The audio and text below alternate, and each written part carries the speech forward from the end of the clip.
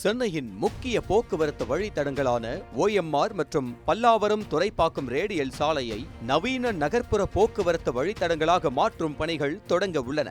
Metro, பேருந்து, நடைப்பயணம், cycle உள்ளிட்ட அனைத்து போக்குவரத்து வசதிகளையும் ஒருங்கிணைக்கும் வகையில் CUMTA விரிவான திட்ட அறிக்கை தயாரிக்க டெண்டர் கோரப்பட்டுள்ளது. இதுகுறித்த கூடுதல் தகவல்களை பார்க்கலாம்.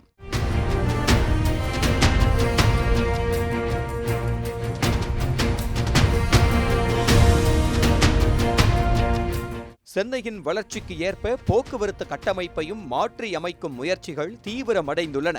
அந்த வகையில் பழைய மகாபலிபுரம் சாலை எனப்படும் OMR மற்றும் பல்லாவரம் துறைப்பாக்கம் ரேடியல் சாலை ஆகியவை ஒருங்கிணைந்த நகர்ப்புற போக்குவரத்து வழித்தடங்களாக மாற்றப்பட உள்ளன. மத்திய கைலாஷ் முதல் கேளம்பாக்கம் வரை 25 கிலோமீட்டர் OMR சாலையும், பல்லாவரம் பாலம் முதல் துறைப்பாக்கம் சந்திப்பு வரை 7.4 கிலோமீட்டர் ரேடியல் சாலையும் என மொத்தம் 32.4 கிலோமீட்டர் தூரம் இந்த திட்டத்தில் இடம்பெறுகிறது. இதற்கான விரிவான திட்ட அறிக்கையை தயாரிக்க CUMTA எனப்படும் சென்னை ஒருங்கிணைந்த பெருநகர போக்குவரத்து ஆணையம் டெண்டர் கோரியுள்ளது. இந்த திட்டத்தின் முக்கிய நோக்கம் மெட்ரோ ரயில் சேவையுடன் சாலை போக்குவரத்தை ஒருங்கிணைப்பதாகும். மெட்ரோ நிலையங்களை மையமாக கொண்டு பேருந்துகள், ஆட்டோக்கள் உள்ளிட்ட இடைநிலை போக்குவரத்து, சைக்கிள் மற்றும் நடைப்பயண வசதிகள் இணைக்கப்பட உள்ளன. குறிப்பாக மெட்ரோ நிலையங்களுக்கு பாதுகாப்பான நடைபாதைகள், பேருந்து இணைப்பு, சைக்கிள் பாதைகள், பேருந்து நிறுத்தங்கள் மற்றும் கடைசி மைல் இணைப்பு வசதிகள் ஏற்படுத்தப்பட உள்ளன. மேலும் OMR மற்றும் ரேடியல் சாலையில் பேருந்துகளுக்கு முன்னுரிமை அளிக்கும் வகையில் தனிப்பாதைகள், குறிப்பிட்ட நேரங்களில் பேருந்துகளுக்கான பிரத்யேக பாதைகள் மற்றும் முறையான பேருந்து நிறுத்தங்கள் அமைக்கப்பட உள்ளன. ரேடியல் சாலையில் BRTS திட்டத்திற்கும் வாய்ப்புள்ளதாக CUMTA தெரிவித்திருக்கிறது.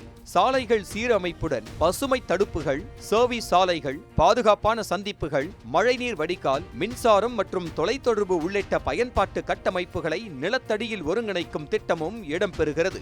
மேலும் பாதசாரிகள், பெண்கள், குழந்தைகள், முதியோர் மற்றும் மாற்றுத்திறனாளிகளின் பாதுகாப்பை கருத்தில் கொண்டு நடைபாதைகள், சைக்கிள் பாதைகள், தெருவிளக்குகள், பாதசாரிகள் கடக்கும் இடங்கள், ஸ்கைவாக் மற்றும் பாதுகாப்பு அமைப்புகள் இடம்பெற உள்ளன.